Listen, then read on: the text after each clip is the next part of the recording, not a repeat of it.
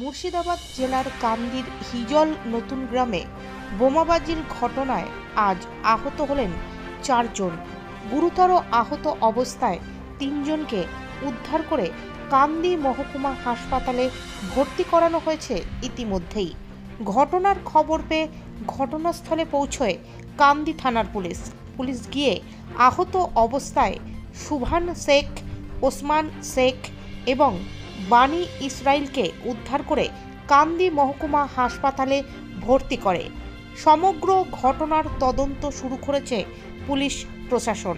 তবে আহতদের দাবি, ওরা মদ খেয়ে এসে বলছে তোদেরকে তৃণমূল দল করতে হবে, আমরা করি কংগ্রেস। তৃণমূল আমরা করবো না বলেছে, আর ওই সময় একবার বোম মেরে দিল বাড়িতে। মেরেছে সুজয়, শান, মিনহু, আমরা এই মতি, টুটল, তহিদুল সব তৃণমূল করে, আমরা কংগ্রেস করি।